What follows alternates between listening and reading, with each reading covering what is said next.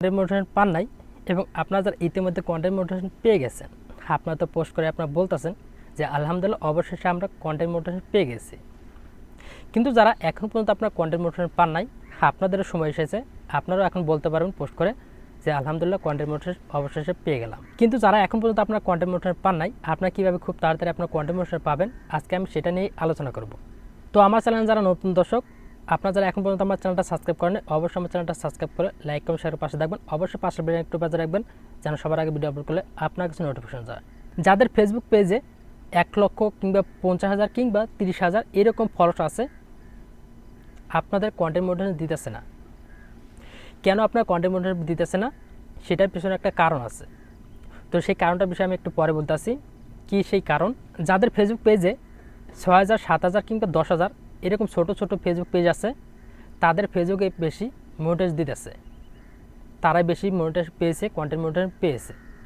এবার আপনারা বলবেন যে আমাদের ফেসবুক পেজে এত ফলোয়ার থাকতেও কেন আমাদের ফেসবুক পেজে মনিটাইজেশন দিতেছে না। মার্চ মাসের 2 তারিখ থেকে 12 তারিখ পর্যন্ত সবাই কন্টেন্ট মনিটাইজেশন পেয়ে গেছে, তারপরে খুব স্বল্প পরিমাণে কন্টেন্ট মনিটাইজেশন দিত, তারপরে একদম বন্ধ করে দিয়েছিল, কন্টেন্ট মনিটাইজেশন একদম বন্ধ করে দিয়েছিল, কাউকে কন্টেন্ট মনিটাইজেশন দেয় নাই। আবার এখন আপনারা কন্টেন্ট মনিটাইজেশন পাবেন, এখন কন্টেন্ট মনিটাইজেশন দেওয়া চালু করে দিয়েছে।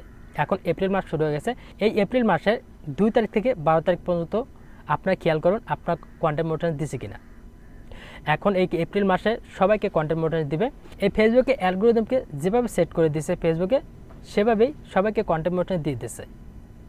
এখানে ফেসবুকে দেখতেছে না কার বড় পেজ এবং কার ছোট পেজ। তো সবচেয়ে যারা কন্টেন্ট মনিটাইজেশন পাইতেছে, যারা বেশি অ্যাক্টিভ আছে, যারা সব কিছু আপলোড করে ফেসবুকে, ছবি টেক্সট ভিডিও সব কিছু মিলে ফেসবুকে ভিডিও আপলোড করে, তারাই সবচেয়ে বেশি কন্টেন্ট মনিটাইজেশন পাচ্ছে, তারা সবচেয়ে বেশি অ্যাক্টিভ আছে, তাদেরকে সবচেয়ে কন্টেন্ট মনিটাইজেশন বেশি দিতেছে।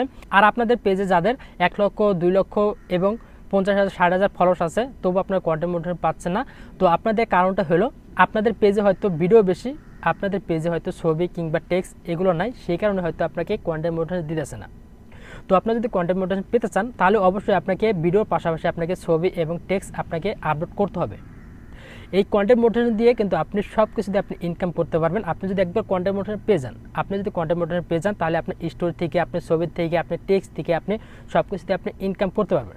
তো এখন কিন্তু একটা কথা ভালো করে মনে রাখবেন যে এখন ভিডিও থেকে আপনার ছবিতে ইনকাম দিচ্ছে বেশি।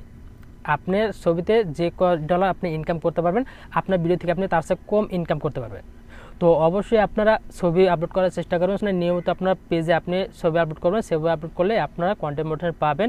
তো আশা করি আপনারা বুঝতে পারছেন। আর অবশ্যই আপনারা এই এপ্রিল মাসে 2 তারিখ থেকে আপনার 12 তারিখ পর্যন্ত আপনারা খেয়াল রাখবেন, এই 2 তারিখ থেকে 12 তারিখ পর্যন্ত আপনাকে কন্টেন্ট মনিটাইজেশন দিবে। তো আপনারা চেক করবেন, আপনার ফেসবুকে পেজে যায়, আপনি ড্যাশবোর্ডে যায়, আপনি চেক করবেন যে আপনি কন্টেন্ট মনিটাইজেশন পাচ্ছেন কিনা। তো এই ছিল আমার ভিডিও। যদি ভিডিওটা ভালো লাগে থাকে তাহলে লাইক এবং শেয়ার পাশে থাকবেন। তো ভালো থাকবেন, সুস্থ থাকবেন, পরবর্তী ভিডিওর জন্য অপেক্ষা থাকবেন। আল্লাহ হাফেজ।